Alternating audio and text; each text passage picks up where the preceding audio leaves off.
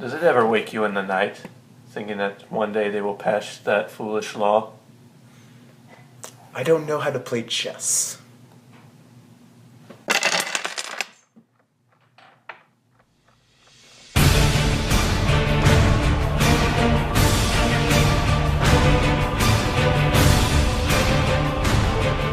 Hello YouTube, and welcome back to another monthly Chronicle, this time for May of 2014. I am joined by my friend Joey. Hello. And we're going to talk about X-Men Days of Future Past. It just came out a little while ago, and we went and saw it on Monday. Mm-hmm. So we're just going to talk about what we thought about it and all that good stuff. Yeah. So, what did you think of the movie overall, just as a general question? Awful. No, it was great. I love that movie. It's definitely one of the best X-Men movies there is. That's what I think. It's like when the first trailer was released and I watched it and I said to myself, this movie has potential to be the best since the original two movies. Right. And then about months later I wrote the blog post saying why I thought, listing some of the reasons, like the returning cast from the original X-Men movies. There was the cast from First Class, then Bryan Singer coming back to direct, and just it was like all the stars were aligned to make this really good movie. And the setting of the movie too, going back into the 70s, I thought was an interesting idea. This one thing I kind of wish more Marvel movies would do is have the movies set in the time period they were most popular in. I would love to see a Spider-Man movie that was set in the 60s or 70s. Yeah. I feel that'd be really cool because for me aesthetics are kind of a big deal for me in a movie. So if it has really good stylistic choices in the movie, it stands out more to me. So I feel if they made all these Marvel movies period pieces, it'd make it a lot more interesting film. And that's what I loved about First Class, and that's what I loved about Days of Future Past too. It had that balance of being set in the near future and that being set back in the 70s. And by the way, this is why I brought Joey on board, because he knows a lot more about Marvel than I do. A tiny bit. What were some of the characters that you liked in there? There was definitely a lot of cameo and side characters in it, because I feel with the last few X-Men movies, they kind of just start packing in random mutants into it. Mm-hmm. But still, what'd you think of the main cast of the future? Of the future ones? Yeah, future cast. I actually was a little confused by the trailer. I wasn't sure if some of them were supposed to be evil mutants or good mutants, but in a way, watching it, it was it didn't matter if they were evil mutants or good mutants. They were mutants, and they were working together to fight the Sentinels. To fight the Sentinels, yeah. So quick side note: the Sentinels were awesome in this movie. They were. Oh my god!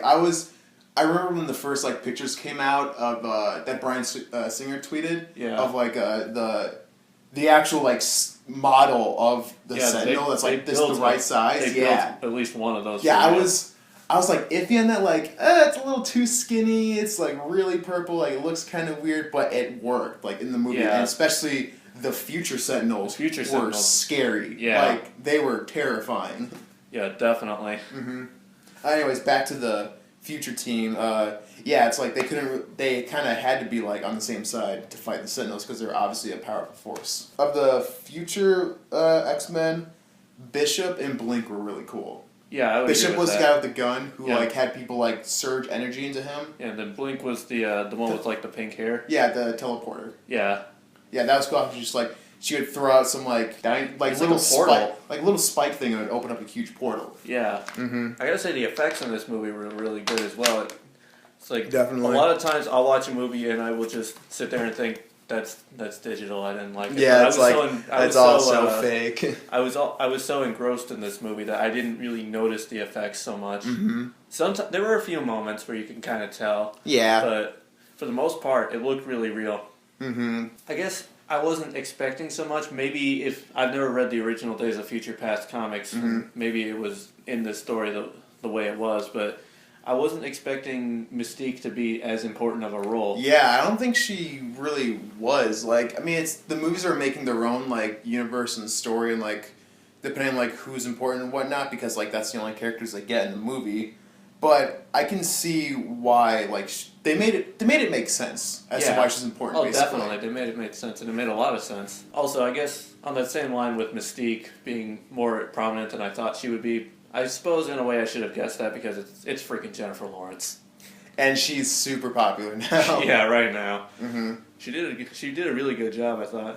You know who, on the opposite side of the spectrum, who got shafted again?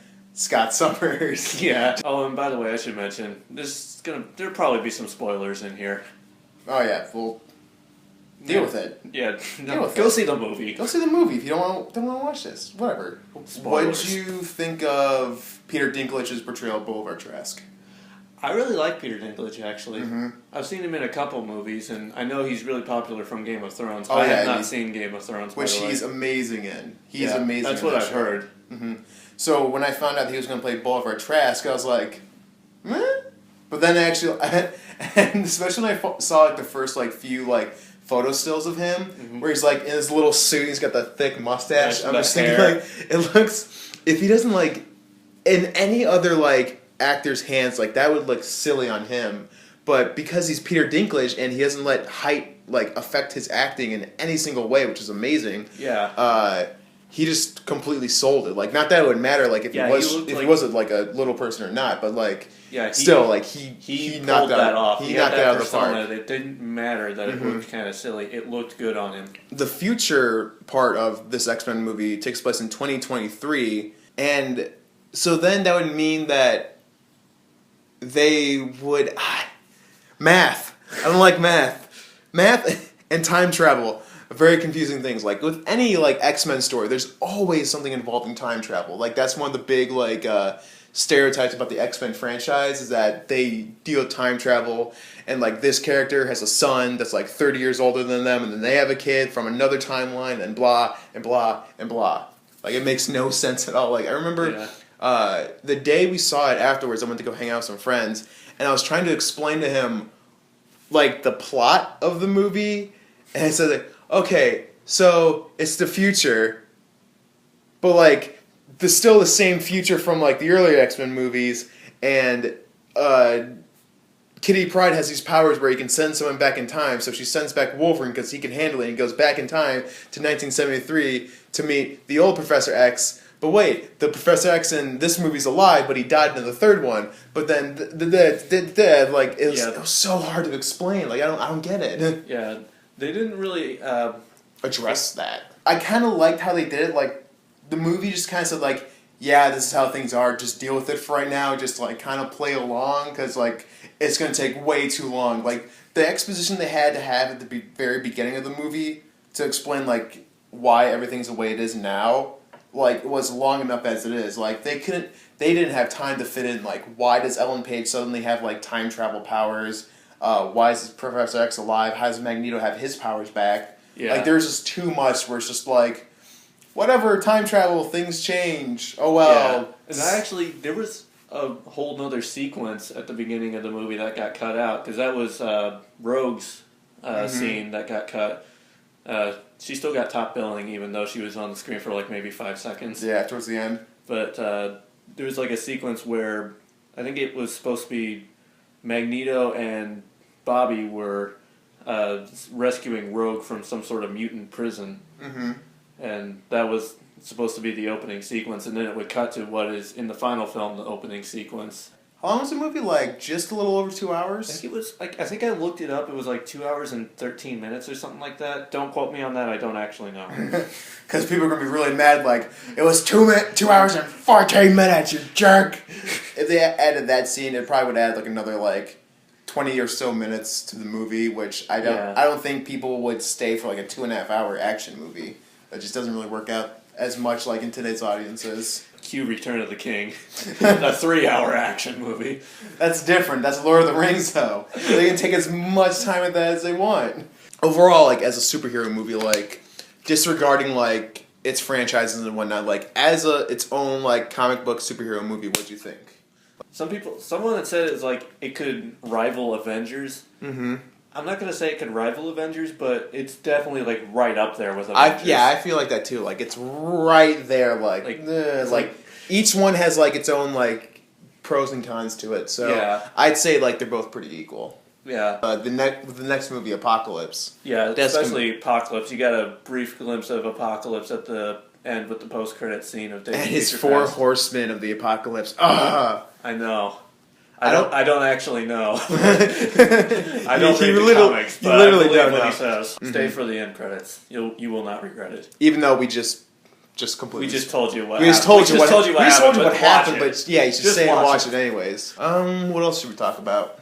Quicksilver was introduced. Quicksilver was introduced. They didn't say his name though. No, they never did, but I think the whole thing with how, because there's going to be a Quicksilver also in the next X-Men movie, not X-Men movie, the Avengers movie, and I just think it's so dumb how they have to have different characters, different storylines added to them as well. Yeah. And Scarlet Witch I don't think that was her in X-Men. That was just his little sister, because Quicksilver and Scarlet Witch are supposed to be twins. They're supposed to have been like fraternal twins and whatnot. Yeah, because I think there was that whole legal thing between Disney and Fox. And because Fox owns everything mutants. Yeah. Like anyone who's like associated with them, who like either originated from the comics or is a mutant, cannot be in a Marvel published movie. Yeah, because then with Disney doing Avengers, they have another actor for Quicksilver who's going to be in Avengers 2, and they also have someone who's going to be Scarlet Witch. You get a glimpse of them in the post-credit scenes for Captain America. Spoilers. Yeah. I guess. Well, not exactly Shut spoilers. I don't care anymore. Just if you haven't seen it, it's your problem. Yeah, go watch Captain America as well. Just go to the movies, watch Captain America, watch X-Men. Don't watch Spider-Man.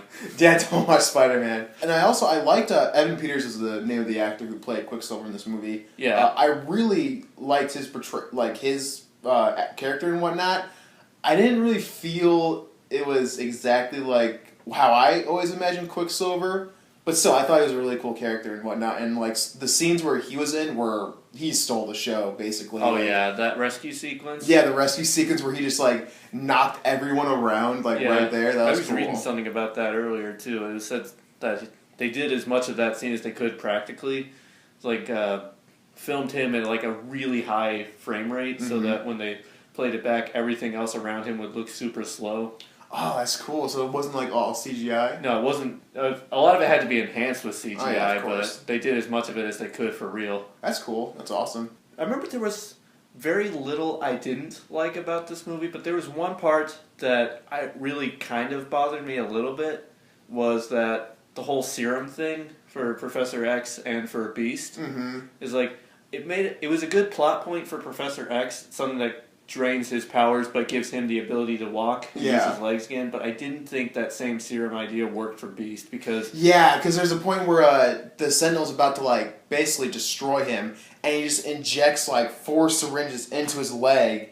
Like, how does that work without like him getting hurt or sounds something? like ODing. Like overdosing on it. Like, it didn't really like make sense to me. Like, I feel like that's too much of like a Deus Ex moment where he just like, that works. Yeah, no need to question it. Especially with like the scene where they first showed Professor X using it, it was like almost like a drug scene. Almost like heroin. Yeah, like I thought that was what they were gonna say. Like, he got addicted to heroin or like morphine because like that's how they were portraying it the first time. But then also there's that point. But the thing that really bothered me as well about that same problem is that there's like no real continuity when Beast would take the serum, because it seemed like whenever he got angry, he would just turn into Beast anyway. He basically became the Hulk. Yeah, it's because there is a point, I think, in the history of Beast where he does early on like has the ability to like go from beast mode literally beast mode Rampage. to human mode, kind of like a werewolf and whatnot. So I think that's what happens like earlier. But as he gets older, he kind of like, he can't go back, or he just accepts it like, this is who I am. So, I still think that Beast character is cool, but the whole like serum thing that like cured him of his powers.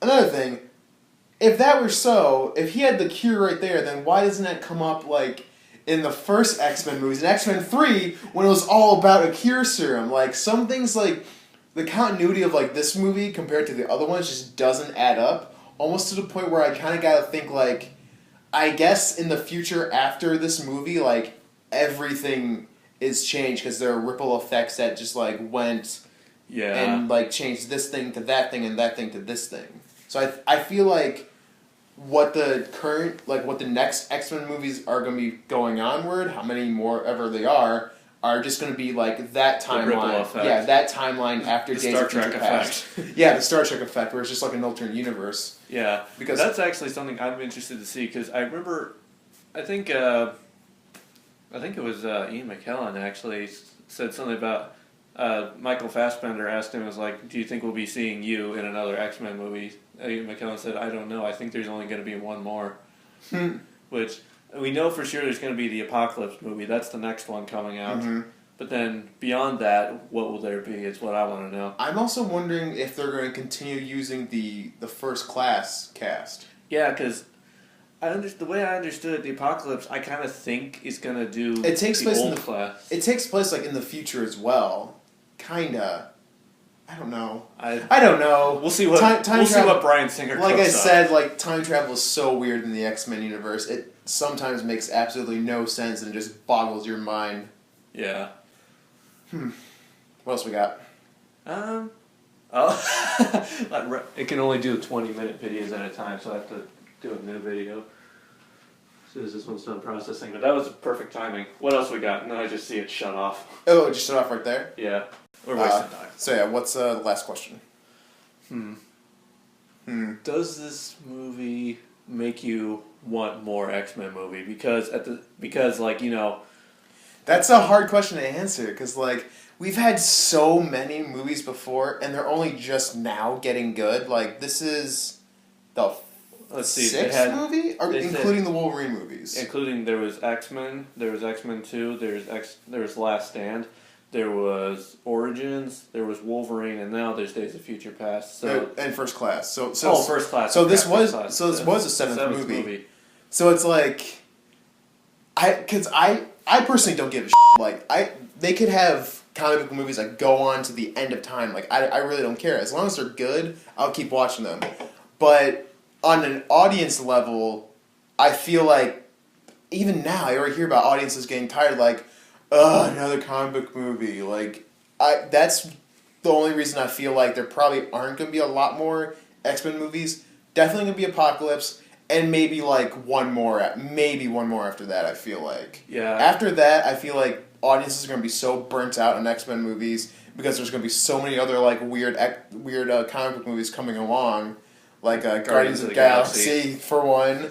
And I feel like there's probably going to be, this is close to the end of the movie franchise, hopefully. Yeah, because like I said it a little bit, but we're gonna for sure have the Apocalypse movie. That one's been confirmed. Mm-hmm. But if that one deals more with the future aspect, then what are we gonna have with the Ripple timeline? Because in a way that ended almost with a cliffhanger where Mystique, dressed as Stryker, recovered Wolverine from the river. So does that mean that she's the one who captures and tortures him now? Like, I felt like that bit was so unnecessary. So unnecessary. I was thinking it's unnecessary unless they're setting up for another movie where that's going to be really significant. Mm-hmm. But I think it's also have no idea what that's going to be. I think it's also because they've ended every X-Men movie with her in the final shot.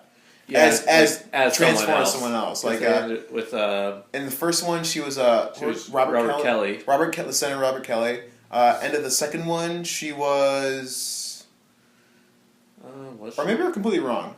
Was she? We might be completely wrong. So I guess that was just kind of like a throwback to the first movie then. Yeah. If anything. I think we should probably end it at that. Probably. So, normally how Monthly Chronicles work is that at the end of it, I'll give a film fun fact. But pretty much since we spent this entire thing talking about a film, I don't think there's probably some trivia in there somewhere.